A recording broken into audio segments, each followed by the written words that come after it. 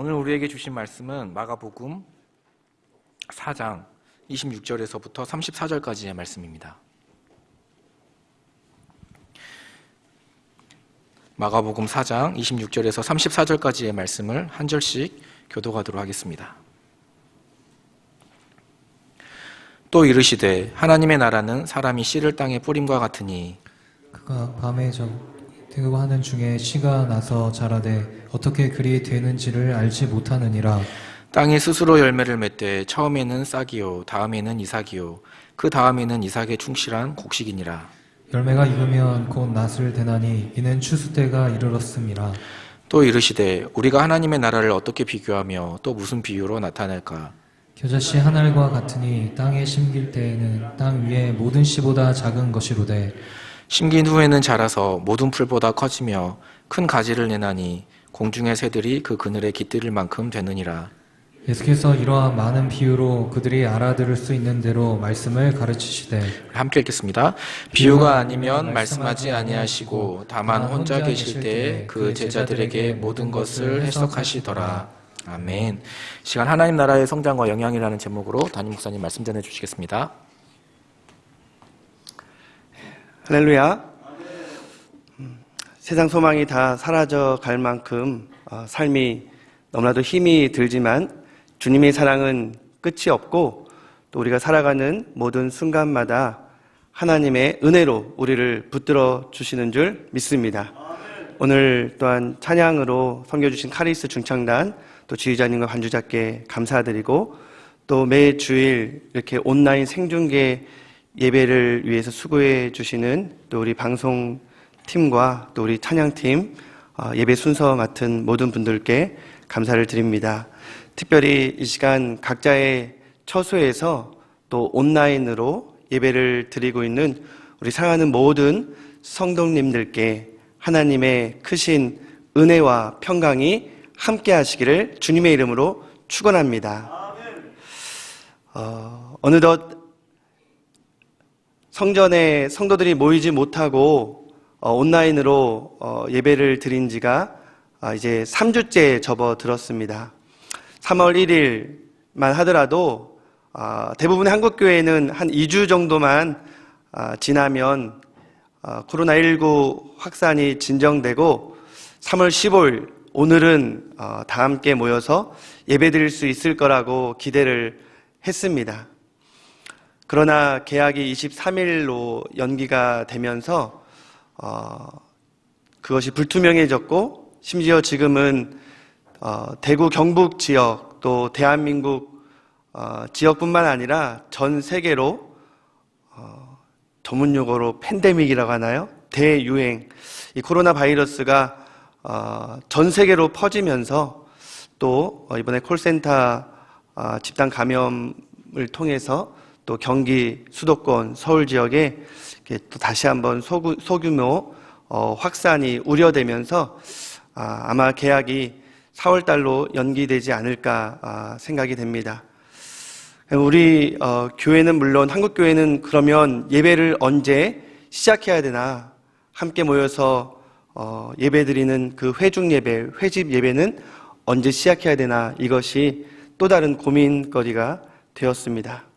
교육 당국이나 정부 시책에 따라서 모이는 눈치를 보면서 결정을 해야 되는 이러한 현실 가운데 우리 수인교회 당에도 많은 고민을 했습니다.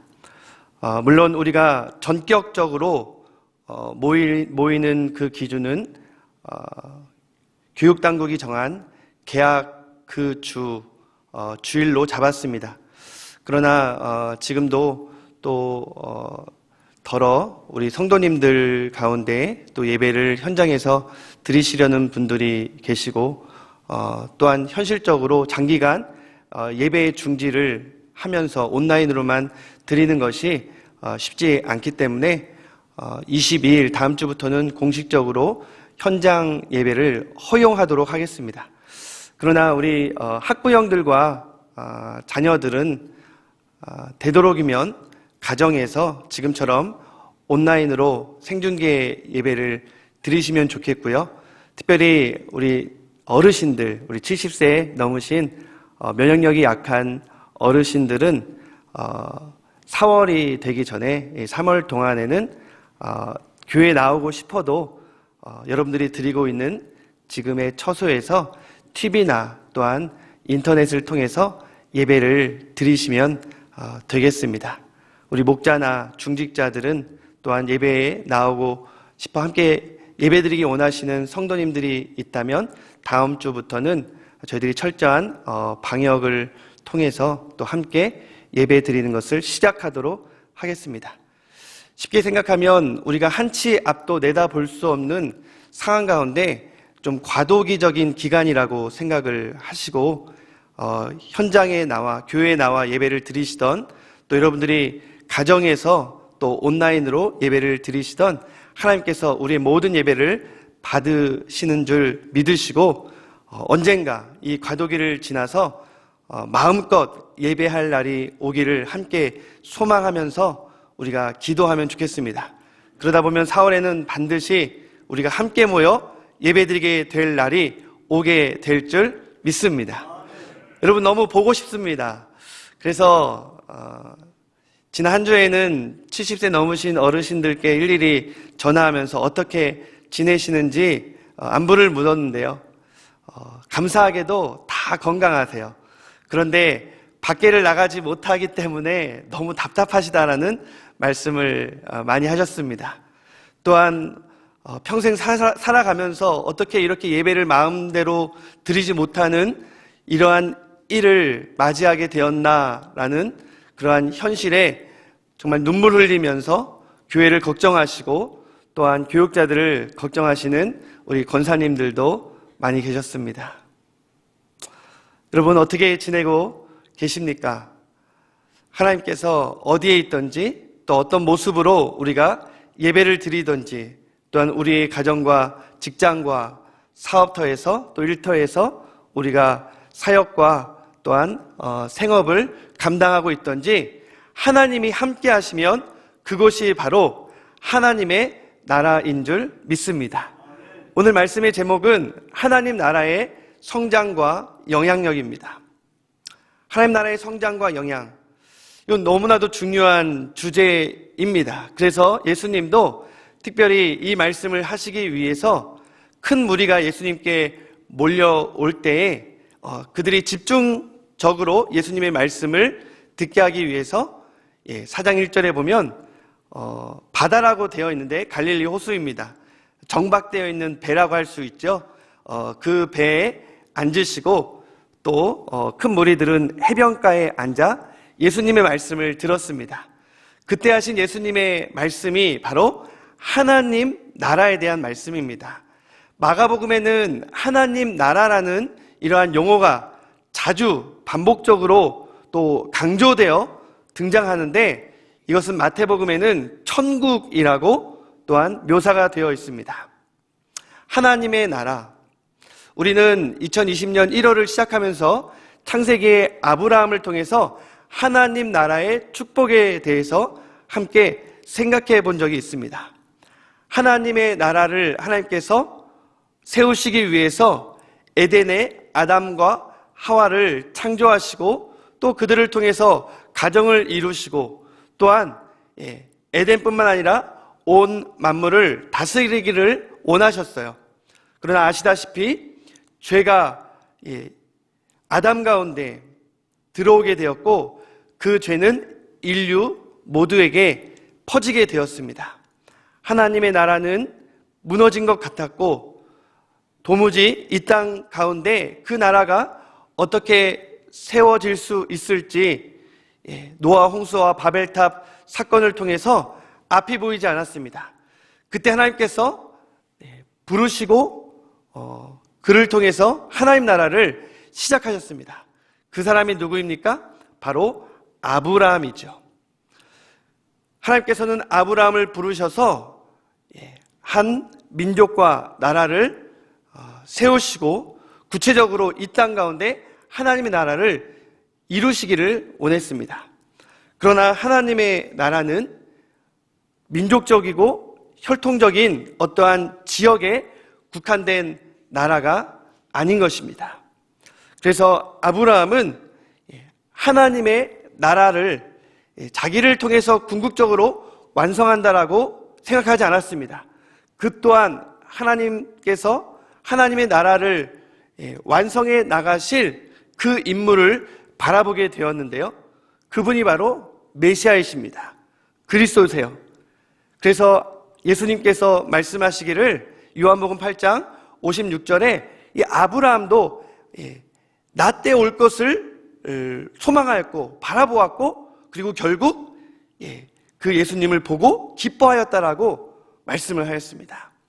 하나님 나라의 주인공, 물론 저와 여러분들은 하나님 나라의 백성들입니다. 그러나 그 하나님 나라의 왕은 바로 예수 그리스도이십니다. 아브라함의 후손을 통해서, 좀 더 구체적으로 말하면 하나님께서 약속하신 아브라함의 씨를 통해서 천하 만민이 복을 얻게 하실 것이다 라고 약속을 하셨는데요. 그래서 우리는 창세기 아브라함 이야기에서 하나님 나라의 축복에 대해서 말씀을 들었고요.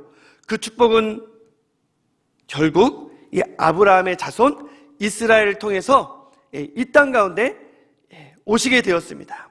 그분이 바로 예수 그리스도이시고 마가복음 1장 1절에서 선포하는 바와 같이 하나님의 아들 예수 그리스도의 복음이 시작되어 이 땅 가운데 하나님의 나라가 이제 선포되고 이루어지게 되었습니다.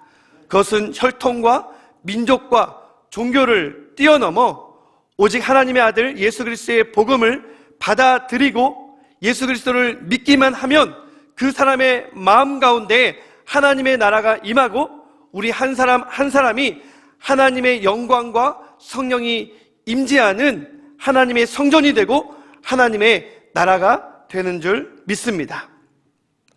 그렇다면 하나님의 나라는 얼마나 크게 성장할 수가 있을까요? 오늘 우리는 먼저 하나님 나라의 성장에 대해서 살펴보기를 원합니다. 26절과 29절의 말씀 가운데 하나님 나라가 얼마나 또한 역동적이고 폭발적으로 성장하는지를 말씀하고 있어요. 우리는 이 하나님 나라의 비유에 대해서 잘 알고 있습니다.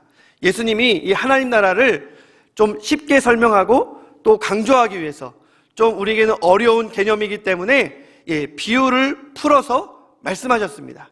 그래서 이 천국 복음을 말씀하실 때, 하나님 나라에 대해서 말씀하실 때에는 비유가 아니면 말씀하지 않으셨을 정도로 이제 비유가 많이 등장합니다. 우리가 잘 알고 있는 이 씨 뿌리는 농부와 땅의 비유가 있어요. 그것은 4장 초반부에 있는 말씀입니다. 씨를 뿌리지만 그 씨가 떨어진 그 밭에 따라서 하나님의 나라가 이루어지느냐 이루어지지 않느냐가 결정됩니다. 똑같이 하나님의 말씀을 듣지만 우리가 어떠한 마음으로 반응하느냐가 중요하다는 것이죠. 돌짝밭, 또 길가밭, 그리고 가시 덤불, 그리고 좋은 밭이 있습니다. 그런데 우리가 오늘 본문에서 살펴볼 하나님의 나라는 좋은 밭이에요. 30배, 60배, 100배의 아름다운 결실로 이 씨가 성장하게 되고 결국은 아름다운 영향력을 드러내는 그 본문 말씀이라는 것이죠. 좋은 밭에 심겨진 하나님의 나라가 얼마나 성장하는지 우리는 먼저 생각해 보기를 원합니다. 여러분, 벌써 봄이 온 것은 틀림이 없습니다. 우리가 마음은 답답하고 또 많은 경제 활동과 또 사회적 또 관계가 위축되어져 있고 또 우리가 거리두기를 해야 되지만 분명한 것은 지금 생명이 움트고 또 꽃이 활짝 피어나는 봄이라는 거예요. 생명의 기운이 이 만방에 가득 찬 봄이 되었습니다. 지금 방문객들이 없을지라도 그래도 자연은 어김없이 봄을 맞이하여 그들의 생명의 싹을 틔우고 있고 또 꽃을 피워내고 있습니다. 그것이 바로 자연의 신비인 것이죠. 그래서 젊은 부모님들은 우리 어린아이들에게 그러한 자연의 신비로움을 경험하게 하기 위해서 예년 이맘때쯤이면 이 텃밭을 마련을 해가지고 또 텃밭 가꾸기를 합니다.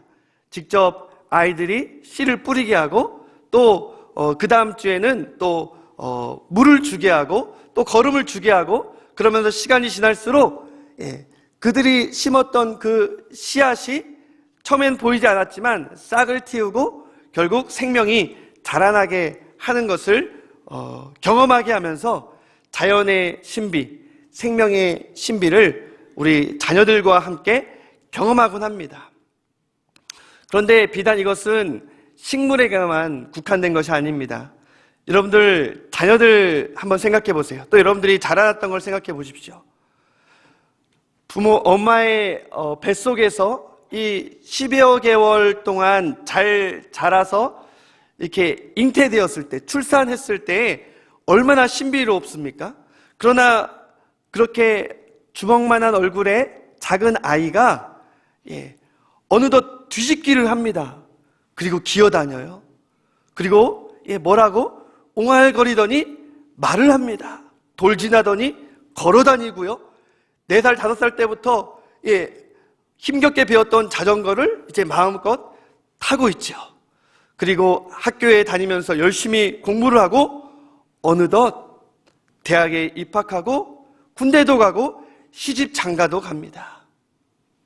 그러면서 또 다른 자녀를 낳고 부모가 되는 이러한 자녀들의 성장의 모습, 또한 그렇게 성장한 다 어른이 된 내 자신의 모습을 한번 생각해 보십시오. 부모가 키워준 만큼만 자녀들이 자라납니까? 아니죠. 지들이 알아서 쑥쑥 큽니다. 놀라울 만큼 자다 일어났더니 그냥 저보다 키가 더 클 만큼 자녀들이 이렇게 건강하고 튼튼하게 또 지혜롭게 자라나는 걸 보면서 무엇을 깨닫습니까? 내가 노력한 만큼, 내가 소망하는 만큼 자녀들이 커주는 것이 아니라 내가 그렇게 다 신경 쓰지 못하더라도 생명력이 있기 때문에 잘 자라준 그러한 자녀들을 보면서 감사한 마음도 생기고 또 하나님께 감사하기도 합니다. 제가 지금 드리고 싶은 말씀은 오늘 본문과도 밀접하게 관계가 되어 있어요. 농부가 씨를 뿌리고 잘 가꾸기 때문에 그 씨앗이 거목으로 자라나는 것이 아니라 농부는 씨를 뿌렸을 뿐인데 자기도 모르게 자고 일어났더니 그 생명력이 있는 씨앗이 싹으로, 이삭으로, 곡식으로, 열매로 자라나게 되었다는 것입니다. 그것이 바로 하나님 나라의 성장에 대한 말씀입니다. 이 비밀을 예수님께서는 27절과 28절에 이렇게 말씀하세요. 그가 밤낮 자고 깨고 하는 중에 농부를 말하죠. 농부는 자고 깬 것밖에 한 게 없어요. 그랬더니 씨가 나서 자라되 어떻게 그리 되었는지 농부는 알지를 못합니다. 그 원인이 어디 있습니까? 땅에 있다는 것이죠. 땅이 스스로 열매를 맺되 처음에는 싹이요, 다음에는 이삭이요, 그 다음에는 이삭에 충실한 곡식이라. 제가 농부의 어떠한 수고와 노력을 폄하하는 것이 아닙니다. 오늘 말씀의 핵심은 인간이 아무리 땀 흘리고 수고한다 하더라도 그 생명이 성장하는 것은 인간의 노력 여하에 달린 것이 아니라 하나님께서 생명으로 심으신 그 씨앗이 담지한 생명력에 있음을 믿으시기 바랍니다. 하나님께서 조성하시고 하나님께서 또한 만들어 놓으신 그 창조적 질서와 섭리, 즉 땅이 스스로 열매를 맺게 하였던 것처럼 그 모든 것들은 하나님의 주권적인 은혜와 다스림 가운데 우리의 생명의 성장은 달려 있다라는 것입니다. 그렇다면 농부의 역할은 뭡니까? 부모의 역할은 뭐예요? 축복의 통로로서 쓰임받는 것이죠. 그렇게 생명이 자라날 수 있도록 쓰임받는 것이 얼마나 감사한 것입니까? 씨를 뿌리고 물을 주고 김을 메고 거름을 주고 그러다 보니까 생명이 자라나 결국 그것을 추수하고 거두어들이는 그 기쁨을 맛보는 이 농부, 그것이 바로 우리들의 모습이라는 것이고 그렇기 때문에 우리는 생명력을 심어주신 하나님의 그 창조적인 능력과 섭리에 더욱더 감사해야 된다는 것입니다. 그것이 바로 하나님 나라의 비밀이라는 거예요. 그래서 우리는 농부의 입장에서, 부모의 입장에서 최선을 다하되 낙심하거나 포기하지 말아야 한다는 것이죠.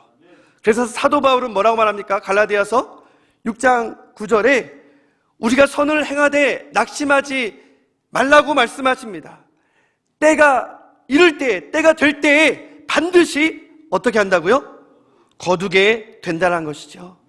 우리가 포기하지 아니하고 낙심하지 아니하고 우리가 감당해야 될 농부로서의, 부모로서의, 또 우리 직장과 사업터에서 감당해야 될 그러한 직임과 책임을 우리가 최선을 다할 때에 반드시 열매를 거두게 되고 기쁨으로 수확할 때가 올 것이라는 것이죠. 그러므로 우리가 많이 거두었다고 자랑할 것도 없어요. 이 갈라디아서 6장 말씀은 우리 개척교회, 미자립교회, 작은 교회 목사님들 또 사역자들이 끝까지 붙들어야 될 말씀입니다. 힘을 얻을 수 있는 말씀이죠. 그렇다고 한다면 우리 중대형교회 목사님들 또한 어떠한 업적과 성과를 이루었다라고 조금 교만할 수 있는 그러한 분들을 위해서 또한 사도 바울은 이렇게 로마서에서 말씀하고 있습니다. 로마서 3장 6절에서 우리가 잘 알고 있는 말씀이 있죠. 바울은 심었습니다. 아볼로는 물을 주었어요. 그러나 정말로 중요한 분은 누구십니까? 하나님께서 자라나게 하셨다는 것입니다. 하나님께서 그 모든 것들을 이루어 주셨다는 것이죠. 하나님의 나라가 나의 어떠한 능력이나 리더십이나 나의 어떤 성과로 이만큼 확장된 것이 아니라, 이만큼 부흥한 것이 아니라 하나님께서 은혜를 베푸셔서 나를 하나님께서 축복의 가지요, 축복의 통로로 사용해 주셨다는 것입니다. 그렇기 때문에 더욱더 하나님 나라가 나를 통해서 성장하게 되었다라고 한다면 더 겸손해야죠. 더 감사해야죠. 그런 의미에서 오늘날 한국교회는 곰곰이 성찰하고 생각해 보아야 합니다. 이렇게 부흥한 것, 어떠한 특정 교회와 교단이 그렇게 성장한 것, 누구 때문입니까? 특출나고 훌륭한 어떠한 몇몇 목사님들 때문이 아니라 하나님께서 한국교회를 사랑하시고 이 한국교회에 담지한 그 복음의 능력이, 생명력이 있어 결국 그 복음을 만방에 전하시기 위해서 이 나라를 제사장 나라로 삼으셨고 한국교회를 부흥시켜 주셨고 또 전 세계로 선교사들을 파송해서 하나님의 나라의 그 복음을 증거하게 하신 줄 믿습니다. 그것이 하나님께서 한국교회와 또 한국교회 목회자들 또한 이 나라와 민족을 향한 하나님의 뜻이라는 것이죠. 그런데 우리는 착각할 때가 많이 있습니다. 나 없으면 안 되고 우리 교회 아니면 안 된다는 생각을 합니다. 그러한 생각이 굉장히 팽배할 때 우리가 많이 이제는 돌아보고 성찰도 하지만 실제적으로 이것을 실천하고 본을 보이는 사람은 많지가 않습니다. 그런 때 한 대형교회 목사님께서 1만 성도 파송운동을 10년 전에 선포하면서 시간이 지나도 어떠한 진척이 이루어지지 않을 때 그냥 선포로만 끝나는가 보다 많은 사람들이 그렇게 우려하고 생각했어요. 그러나 10년간 준비하며 이제 이 3만 명이 넘은 이 초대형 교회가 30개의 교구를 자기 목사님들 뿐만 아니라 또 한 15명의 목사님들은 외부에서 투명하게 모셔서 30개의 교회로 분립시킨다는 것입니다. 그것을 이제는 올해와 내년 안에 직접 실천을 한다는 거예요. 그래도 5,000명이 만일 교회가 넘는다면 직접 사임을 하겠다라는 승부수까지 던지셨습니다. 참 이러한 목사님이 계시다는 것이 귀감이 되고요. 또한 도전이 되는 것이죠. 나만 잘 되면 돼. 나만 성공하면 돼. 우리 교회만 부흥하면 돼. 이곳에만 하나님의 나라가 임하면 돼. 이러한 생각으로 마치 신천지처럼 나만 성장하고 우리만 통계적으로 숫자가 늘어나면 그것이 하나님의 축복이다라고 가르치고 생각해왔던 한국교회가 이제는 더욱더 작아지고 흩어지고 그 영역을 이곳이 아닌 더 넓은 곳으로, 더 낮은 곳으로, 더 소외된 곳으로 하나님의 나라를 확장시켜 나가야 되는 줄 믿습니다. 하나님 나라는 성장하게 되어 있어요. 그 나라에 생명력이 있기 때문에 자연히 그 건강만 유지한다면, 그 복음만 지켜나간다면 성장하는 것은 당연합니다. 그러나 왜 나만 성장하려고 합니까? 나만 잘 되려고 합니까? 왜 우리만 잘 되면 그만이라고 생각합니까? 하나님의 뜻은 그것이 아니었습니다. 마태복음 18장에 소자 한 사람이라도 용납하는 것이 하나님 나라의 진정한 가치라고 말씀하십니다. 그러면서 하나님 예수님께서 하시는 말씀이 있습니다. 마태복음 18장 20절, 권징에 대한 말씀, 용서에 대한 말씀. 그러나 그 말씀 가운데 가장 중요한 말씀은 두세 사람이라 할지라도 내 이름으로 모인 곳에 내가 그곳에 함께 하리라 라고 말씀하셨습니다. 우리가 초대형 몇만 명, 몇천 명 모이는 것이 이 코로나19 사태를 통해서 그리 중요한 것이 아니라는 것을 우리는 경험하게 됩니다. 한순간에 그냥 한 사람도 모일 수 없이 그 엄청나게 크고 세련된 예배당이 텅텅 빌 수도 있다라는 이 현실 앞에서 우리는 무엇을 깨닫습니까? 한 사람을 영웅 삼고 받들어주고 한 교회를 모델 삼는 그러한 모습은 하나님 나라의 핵심 가치가 결코 아니라는 것이죠. 우리 함께 더불어 살아가는 것, 하나님의 나라가 이곳뿐만 아니라 저곳에도 임할 수 있도록 내가 희생하고 헌신하고 양보하고 배려하고 용서하면서 하나님 나라의 그 성장에서 그치는 것이 아니라 그것을 함께 살아내는 영향력으로 우리가 하나님의 나라를 확대해 나가는 것이 더 소중하다는 것입니다. 1949년 중국 공산당이 들어서면서 하나님의 백성들은 다 숨어버렸습니다. 핍박을 받아 다 순교했습니다. 이제 하나님의 나라는 여기서 끝났다라고 생각했습니다. 그러나 그렇지가 않죠.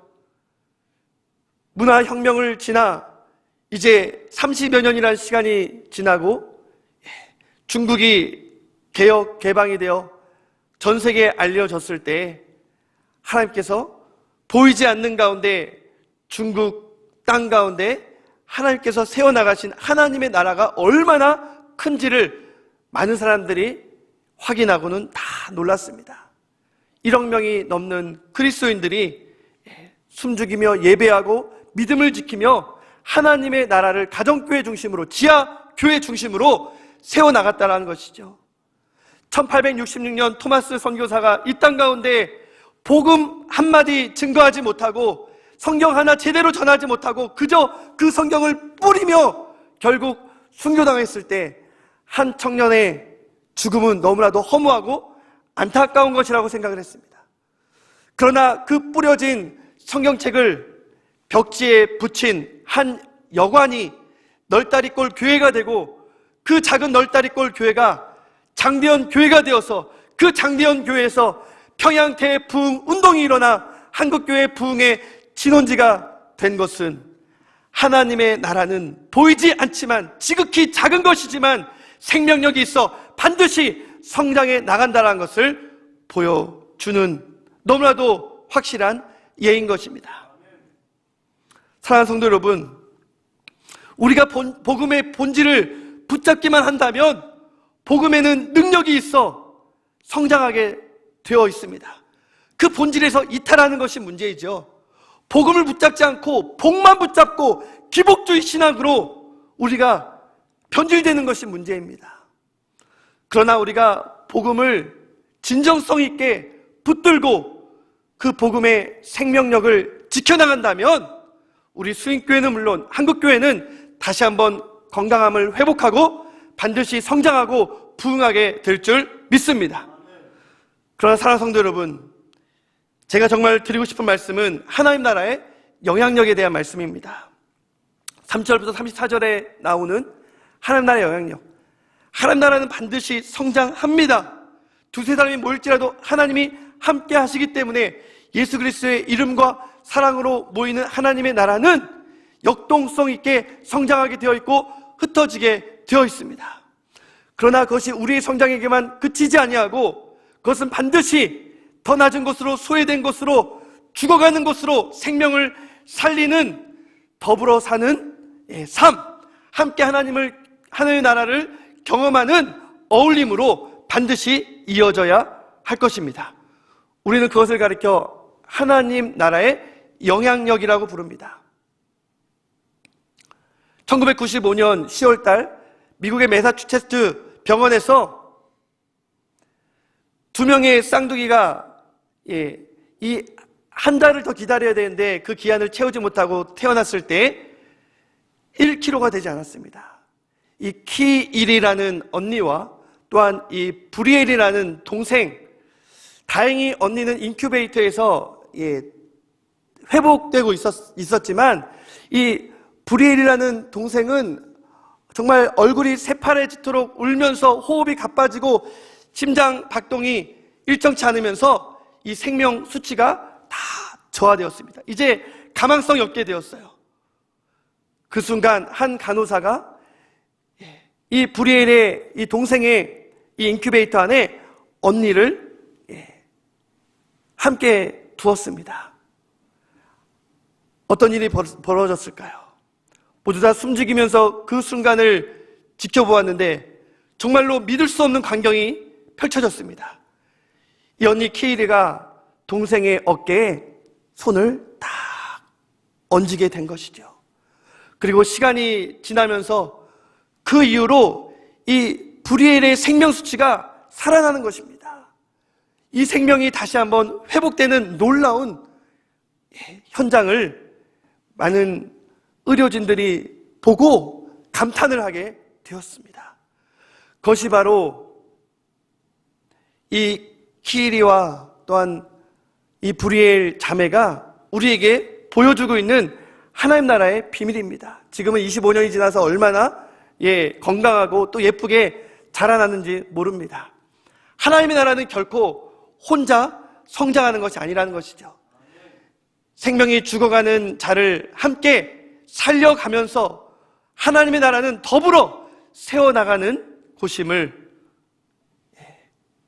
이해와는 우리에게 말해주고 있습니다.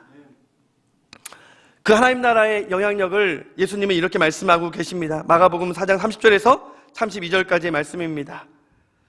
하나님 나라를 어떻게 비교하며 또 무슨 비유로 나타낼까? 주님이 아주 고심을 하시죠. 그러면서 겨자씨 하나를 비유로 말씀하십니다. 땅에 심길 때에는 그 어떤 것보다도 작은 것이지만 그 겨자씨가 심긴 후에는 모든 풀보다도 심지어 어떤 나무보다도 큰 거목으로 자라날 뿐만 아니라 모든 새가 깃들도록 가지를 펼쳐나가고 또한 열매를 맺으면서 하나님 나라의 선한 영향력을 발휘하는 그러한 모습을 예수님께서 이 겨자씨 비유로 말씀하고 계십니다. 나만 거목이 되어서 너희들은 이렇게 못 컸지라고 자랑하는 것이 하나님 나라의 모습이 아니라는 것이죠.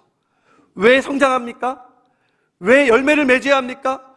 왜 무성한 가지를 뻗어나가야 합니까? 많은 새들이 와서 깃들게 하기 위해서, 사람들이 와서 그 나무의 그늘을 벗삼아 편안하게 쉬게 하기 위해서, 열매를 나눠주기 위해서, 심지어 그 나무까지도 목재가 되어서 끝까지 희생하기 위해서 결국 하나님 나라의 축복과 성장을 맛보아야 한다는 것이죠. 하나님 나라의 궁극적인 목적과 이유를 예수님은 말씀하고 싶으셨던 것입니다. 하나님 나라를 세우는 그 복음에는 능력이 있어 반드시 성장을 하고 확장을 하지만 가장 중요한 것은 영향력을 끼치되 선한 영향력을 끼쳐야 된다는 것이죠. 이 코로나19 바이러스와 같은 생명을 파괴하고 공동체를 무너뜨리는 이러한 영향력도 있지만 하나님의 나라의 그 영향력은 복음이 심겨져 있기 때문에 생명을 살리는 영향력인 줄 믿습니다. 그렇다면 사랑하는 성도 여러분, 어떤 영향력이 더 크겠습니까? 지금 한순간에 전 세계가 와르르 무너지는 것 같지만 이러한 현상을 보면서 모두 다 불안해하고 두려워하고 있지만 역사 가운데 전염병은 항상 주기적으로 반복적으로 창궐되었지만 인류는 단 한 번도 그 바이러스에 완전히 무너진 적은 없습니다. 물론 많은 희생을 감수해야 됐습니다. 그러나 그 희생을 감수한 것보다 더 많은 사람들이 희생하고 헌신하면서 선한 영향력으로 더불어 살리는 모습을 보였기 때문에 반드시 백신은 개발되었고 서로 사랑하고 서로 섬겨주는 그리스도의 이 바이러스, 사랑의 이 백신이 결국 이 인류를 살려냈습니다. 저는 이번 코로나19 이 전 세계로 확산되는 이 상황에서도 결국 하나님의 그 사랑, 예수 그리스도께서 우리에게 보여주신 헌신하고 섬기고 희생하는 이 바이러스가 결국 선한 영향력으로 우리 그리스도인들은 물론 많은 사람들에게 나타나 결국 백신을 발견하게 될 줄 믿습니다. 그리고 그 백신이 발견되기 이전이라도 파괴하는 영향력보다 더 강한 살리는 선한 영향력이 서로를 붙들어주고 결국 코로나19 여러분 현수막처럼 되어 있죠? 이 위기 상황을 다 함께 이겨낼 줄 믿습니다.